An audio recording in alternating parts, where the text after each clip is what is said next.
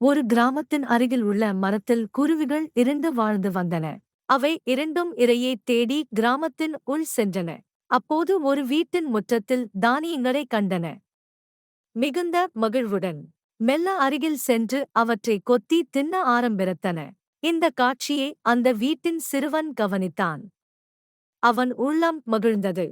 மறுநாள் வீட்டிற்கு குருவிகள் இரண்டும் வந்தன.